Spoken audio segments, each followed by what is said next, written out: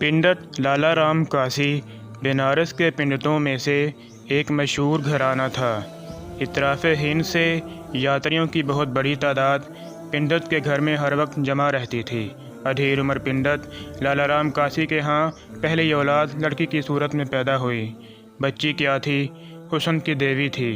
पंडित लाला राम ने अपनी बच्ची का नाम शंकला रखा। शंकला ने 14 साल की उम्र में हिंदू मज़हब की तालीमात की तमाम किताबें पढ़ लीं। हुस्न की पेकर होने के साथ साथ शंकला देवी अक्ल व फ़हम की भी महारानी थी। वो सुबह सुबह जब गंगा स्नान के लिए निकलती थी तो देखने वालों की भीड़ लग जाती।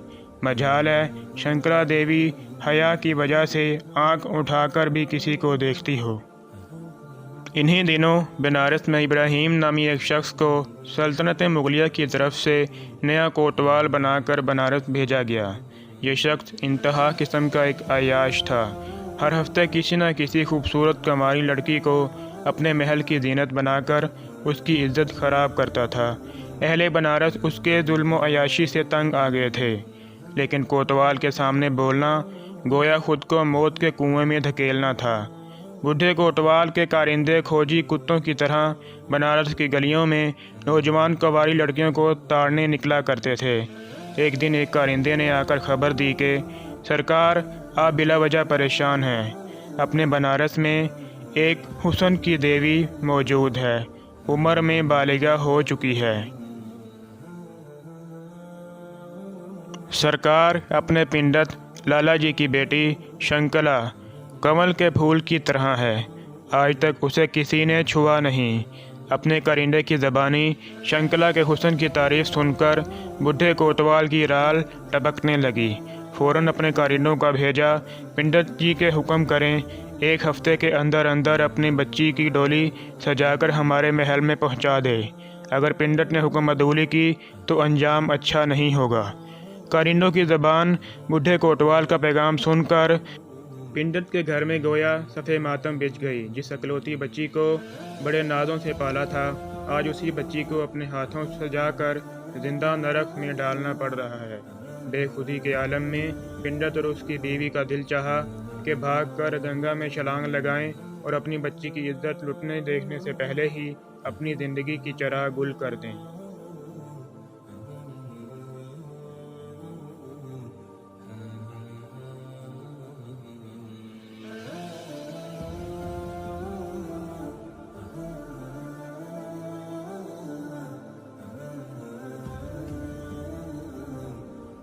शंकला ने मिन्नत समाजत करके अपने अब्बू जी को खुदकुशी करने से रोका और कहा कि आप कोतवाल के पास जाइए और उससे 1 महीने की मोहलत लीजिए।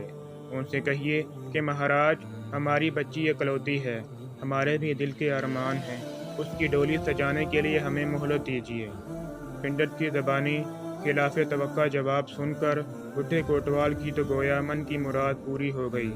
कहा, पंडित जी जाइए, तुम्हें 1 महीने की मोहलत दी। मोहलत मिलते ही शंकला ने अपने बाप से कहा, बाबूजी, 2 दिन के अंदर अंदर मेरे लिए शहजादों के कपड़ों, कमरबंद, पटका और एक तलवार का बंदोबस्त कर दीजिए। अगर भगवान की कृपा रही तो महीने बाद वो चक्की ही नहीं रहेगी जिससे आटे को पीसा जा रहा है। 2 दिन के अंदर अंदर शंकला को मज़कूरा तमाम चीज़ें पंडित ने मुहैया कीं। अगली रात मुँह अंधेरे शंकला भेष बदल कर घोड़े पर सवार होकर एक अनदेखे सफ़र को रवाना हुई। मंजिलों की मुसाफतें तय करते हुए शंकला मुगलिया शहजादे के भेष में भारत की राजधानी दिल्ली पहुंच गई। जुमे का दिन था। भारत की राजधानी दिल्ली की जामिया मस्जिद में नमाजियों का तांता बंधा हुआ था। मुख्तलिफ इलाकों से उलमा कराम, मशाइख आज़ाम की डोलियाँ भी जामिया मस्जिद के दरवाजे पर लग चुकी हैं। हर एक शख्स जुमे की अदायगी के लिए अपनी जबीनों को रब के हजूर झुकाने के लिए जामिया मस्जिद के फर्श पर बैठा है कि इतने में आवाज़ आती है, सुल्तानुल हिंद बादशाह इस्लाम हज़रत औरंगज़ेब आलमीर जुमे की अदायगी के लिए जामिया मस्जिद में तशरीफ़ ला रहे हैं। फ़राइज़ व सुन्नत की अदायगी के बाद एक बार फिर ऐलान हुआ, सारे फरियादी अपनी अर्जियां हाथ में रखिए, सुल्तान मस्जिद से तशरीफ़ ला रहे हैं।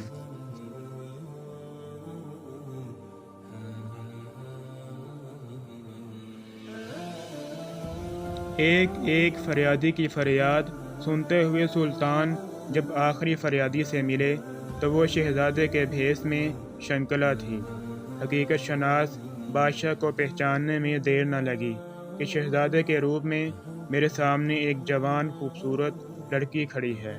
بادشاہ نے اپنے محل سرا کے خادم خاص کو حکم دیا کہ اس فریادی کو ہمارے دربار میں لے آئیے، اس کی فریاد ہم وہاں سنیں گے۔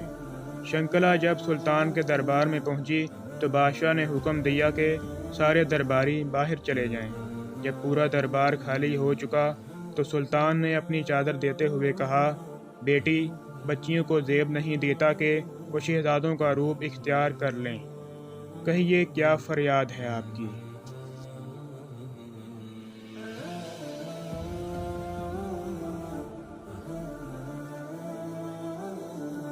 شنکلا نے روتے روتے اپنی پوری داستان سنا دی۔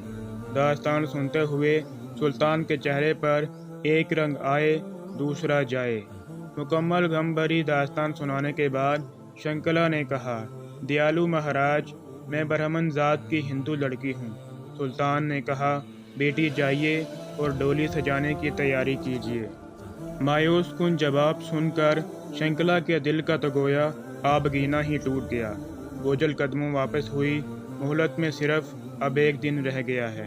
شنکلا دلہن کی طرح سج دھج کر ڈولی میں بیٹھ گئی ہے۔ بڈھے کوتوال کی آج خوشی کا دن ہے۔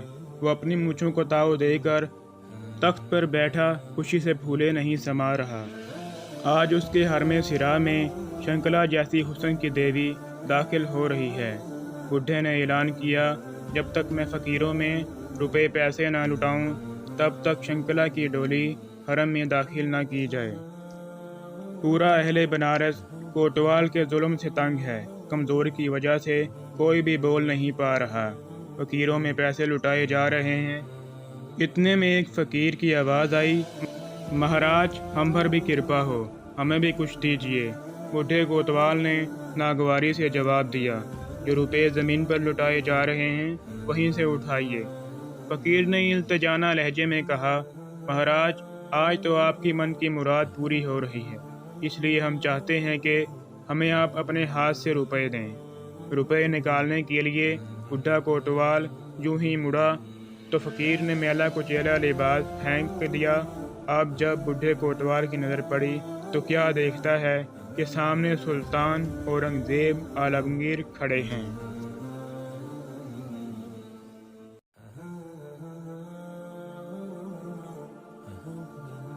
مارے خوف کے بڈھے کا خون خشک ہو چکا، پاؤں میں گر کر معافی کا طلبگار ہوا۔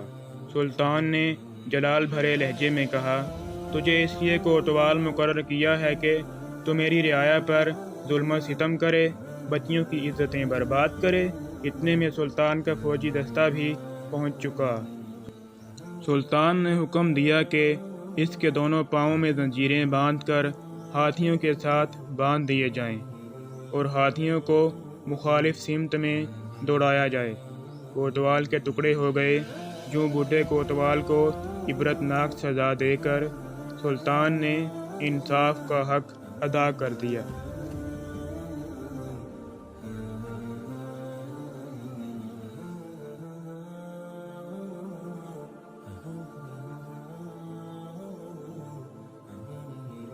شنکلا کی ڈولی واپس باعزت اس کے گھر پہنچا دی گئی۔ خیریت معلوم کرنے سلطان بھی وہاں پہنچ گئے۔ سلطان نے کہا، بیٹی، سب سے پہلے مجھے پانی پلائیے، کیونکہ میں نے تمہاری فریاد سننے کے بعد قسم کھائی تھی کہ جب تک تجھے انصاف نہ دلاؤں کھاؤں گا پیوں گا نہیں۔ سلطان کے بھوجن کے لیے شنکلا نے کھانا تیار کیا۔ اپنے گھر کے ایک حصے میں سلطان کے نماز کے لیے جگہ صاف کیا۔ جس جگہ سلطان نے دوگانہ ادا کیا، شنکلا کے باپ نے اس جگہ کو مسجد کے لیے خاص کر دیا۔ سلطان نے چاندی کے پتھر پر ایک حکم نامہ لکھا کہ اس مسجد کا نظام یہی ہندو خاندان والے سنبھالیں گے۔ دھریرا نام کی یہ مسجد آج بھی گنگا کنارے اسی جگہ واقع ہے۔ یہ تھا اسلام کا نظام انصاف۔ ایسے ہوتے تھے مسلمان بادشاہ